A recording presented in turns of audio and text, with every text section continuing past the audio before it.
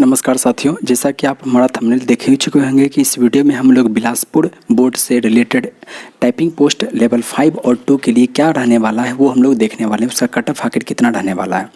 और फिर देखिए, अगर कट ऑफ की बात करें तो आपका फाइनल जो कट ऑफ है वो CBT 2 के मार्क्स पर डिपेंड करता है। यानी CBT 1 आपका क्वालिफाई नहीं चलता, CBT 2 ये टाइपिंग में आपको क्वालिफाई नहीं चलता, तो फाइनल जो मार्क्स जो आपका बन रहा है वो CBT 2 के मार्क्स पर डिपेंड करेगा कि आखिर फाइनल मेरिट लिस्ट में जाने के लिए आपका कट ऑफ कितना जाने वाला है।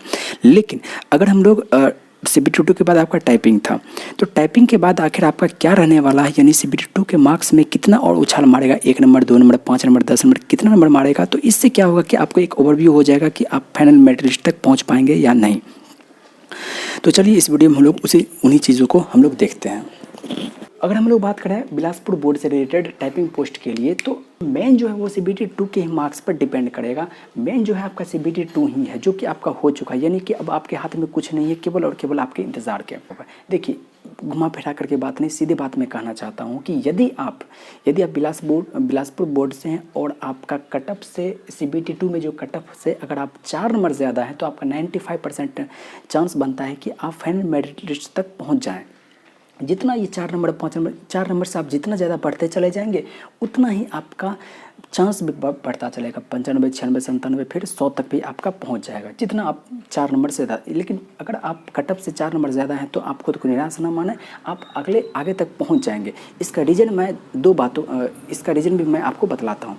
देखिए, CBT 2 के बाद आपका हुआ था टाइपिंग, यानी कि टाइपिंग में जो विद्यार्थी छटेंगे उसी हिसाब से आपका कट ऑफ ऊपर बढ़ेगा, नीचे जाएगा। ये जो भी कुछ होना है टाइपिंग के वजह से होना। अब देखिए, टाइपिंग में क्या हुआ था, 2 प्रॉब्लम आई थी। पहला बात क्या हुआ था कि आपको समय कम मिला। जनरली क्या होता था कि एग्ज़ाम के बाद 2 से 3 महीने आपको टाइपिंग के लिए मिलते ही थे कि आप उसमें, क्योंकि टाइपिंग जो एक स्किल है जो कि समय मांगता है, समय के हिसाब से वो चीज़ होता है। लेकिन इस बार क्या हुआ कि मात्र 24 दिन दिया, जिस वजह से क्या हुआ कि विद्यार्थी फ्रस्ट्रेशन में आ गए, डिप्रेशन में आ गए। भाई मात्र 24 दिन बचे हैं कि इतने कम दिनों में हम कैसे कर पाएंगे। बहुत सारे लोग डिप्रेशन में चले गए थे।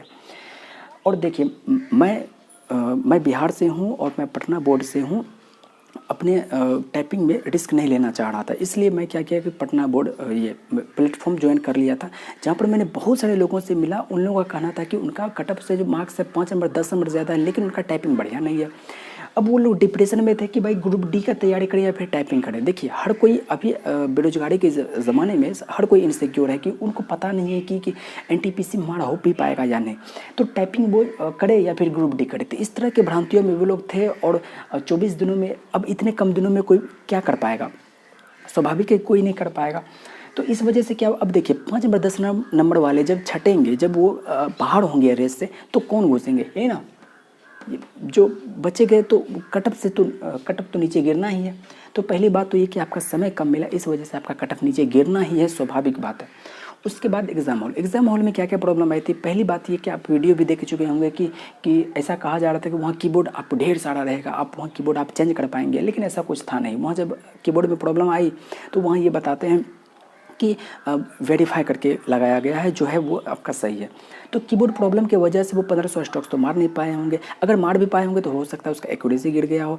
तो इस तरह के प्रॉब्लम की वजह से अब वो छटेंगे। अब छटेंगे तो कटअप तो आपका नीचे गिरेगा ही, स्वाभाविक बात। दूसरी बात क्या थी कि शिफ्ट टू में क्या हुआ था। देखिए, शिफ्ट 1 को क्यों रीशेड्यूल किया गया था, क्योंकि उसमें रीटाइपिंग नहीं हो रहा था। रीटाइपिंग नहीं होने की वजह से उसको रीशेड्यूल करना पड़ा। शिफ्ट 2 के बच्चे जब अंदर घुसे तो वहाँ भी जो है इन्विजिलेटर ने क्या कहा उसको कि नहीं, दोबारा रीटाइपिंग नहीं करना, जिस वजह से बहुत सारे लोगों को जिनका कि स्पीड बढ़िया था, लास्ट में 2-3 मिनट टाइम बचा भी, लेकिन फिर भी वो 1500 स्ट्रोक्स नहीं कर पाए। और सबमिट करने के बाद 1400 ही बता रहा है। तो ऐसे में तो वो ऑटोमेटिक रेस से बाहर हो चुके हैं। तो जब रेस से बाहर होंगे विद्यार्थी तो कटअप तो नीचे गिरना ही है, ये तो रियलिटी है। तीसरी बात है डर। ये चीज़ ऐसा था कि जो कि हर किसी के साथ हो रहा था, मेरे साथ भी हो रहा था। देखिए, 30 सेकंड का जो बचाव 30 सेकंड जो आया था प्रैक्टिस के लिए, उसमें तो आपका कुछ नहीं हो रहा था। जनरली जो होता है वही होता है।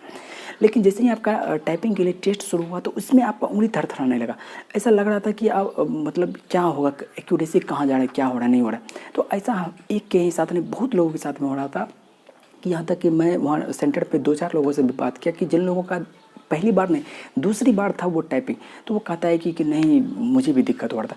कहने का मतलब है कि इस डर की वजह से उनका एक्यूरेसी गिरेगा, और जिन लोगों का एक्यूरेसी गिरेगा तो कट ऑफ आपका स्वाभाविक है कि नीचे गिरना ही है। देखिए ये सारी बातें जो उन लोगों के लिए है जो लोग कम से कम 30 का स्पीड और 95% एक्यूरेसी के साथ करके आए हैं, जो टाइपिंग को क्वालिफाई करके आए उन्हीं लोगों के लिए। जब ये टाइपिंग है आप नहीं कर पाएंगे तो फिर ये सारा कुछ आपके लिए बेकार है।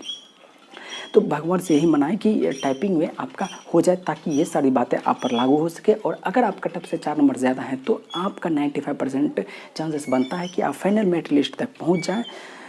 तो इतनी सारी बातें थी। अगर आपको ये वीडियो पसंद आया हो तो लाइक सब्सक्राइब करके हमें सपोर्ट ज़रूर करें। शुक्रिया।